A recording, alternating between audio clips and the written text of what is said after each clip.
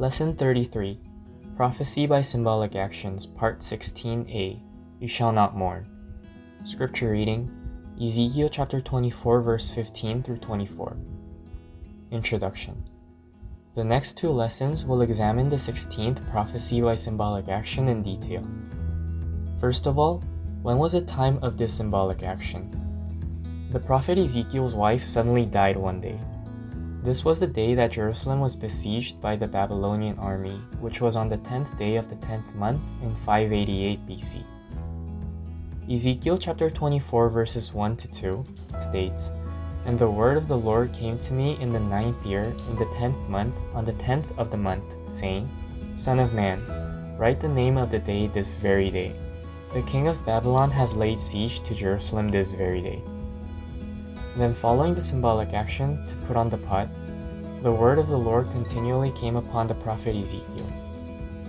Ezekiel chapter 24 verse 15 says, And the word of the Lord came to me saying.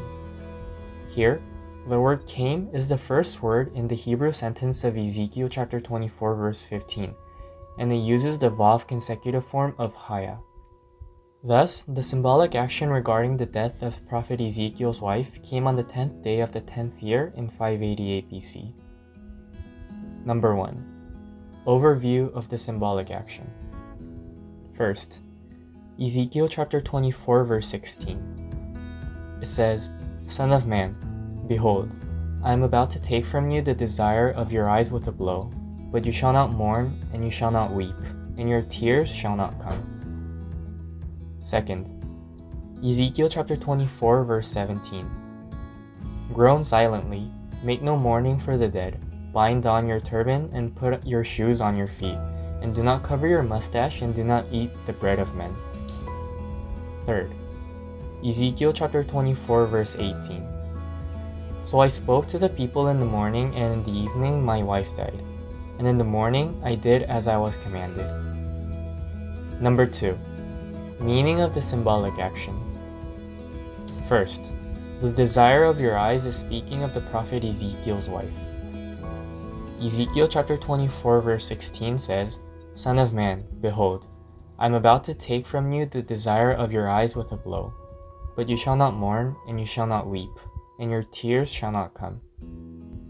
Here, the word desire is machmad in Hebrew and indicates a precious thing or an object of affection.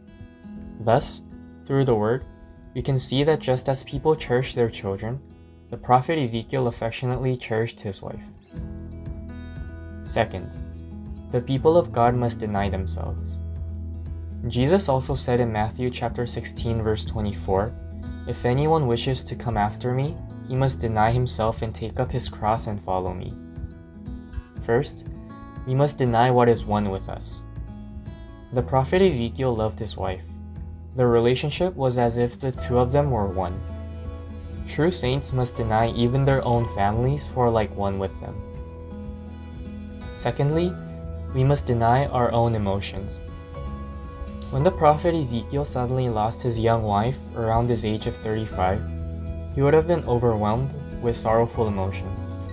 But the prophet of God must deny even his own emotions. Thirdly, we must deny even the customs of the world. When a person dies or is faced with hardships, the custom is to uncover the hair, be barefoot, and cover one's mouth. However, God forbid the prophet Ezekiel to do so. Fourthly, we must deny even people's consolation. God commands towards the end of Ezekiel chapter 24 verse 17, Do not eat the bread of men. In Hebrew, the word bread is lechem, which is the bread or food that people bring to the bereaved family as a sign of consolation and sympathy when someone dies. But God commanded not to eat this food, which in short means not to receive even the people's consolation.